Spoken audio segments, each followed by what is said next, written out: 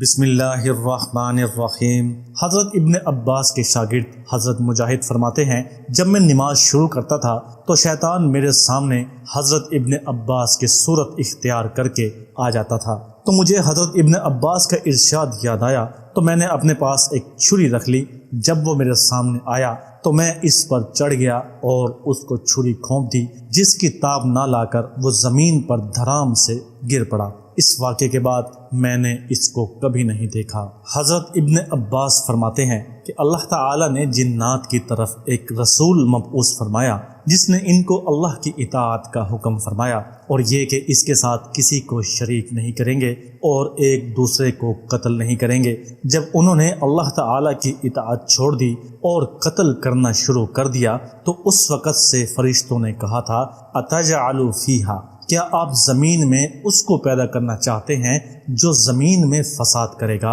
اور خون بہائے گا؟ علامہ سیوطی کہتے ہیں کہ ان مذکورہ دونوں روایات کی سندیں بناوٹی ہیں۔ ابو حذیفہ کذاب ہے جو کہ متروک ہے، اور ضحاک نے حضرت ابن عباس سے سماع نہیں کیا، لیکن حاکم نے مستدرک میں حضرت ابن عباس سے یہ روایت کی ہے اور اس کو صحیح بھی کہا ہے کہ حضرت ابن عباس اللہ تعالیٰ کے ارشاد انی جاعل فی الارض خلیفہ قالوا اتجعل فیہا من یفسد فیہا ویسفک الدماء کی تفسیر میں ارشاد فرماتے ہیں، حضرت آدم علیہ السلام کی تخلیق سے 2000 سال پہلے جنات رہا کرتے تھے۔ انہوں نے زمین میں فساد برپا کیا اور خون ریزی کی، تو اللہ تعالیٰ نے فرشتوں کا ایک لشکر بھیجا جنہوں نے ان کو مارا اور سمندروں کے جزیروں میں لے جا کر چھوڑ دیا۔ تو پھر جب اللہ تعالیٰ نے فرمایا انی جاعل فی الارض خلیفہ قالوا اتجعل فیہا من تفسد فیہا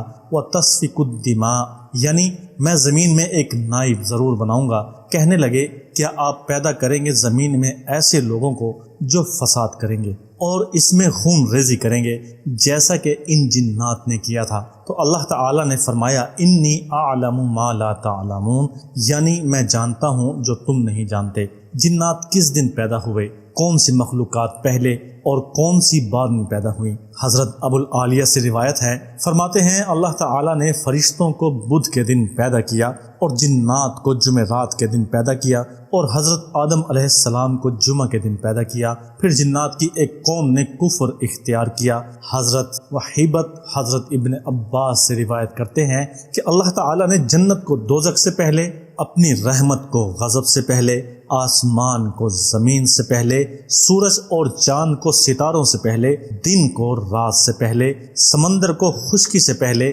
زمین کو پہاڑوں سے پہلے، فرشتوں کو جنات سے پہلے، جنات کو انسانوں سے پہلے، اور نر کو مادہ سے پہلے پیدا فرمایا۔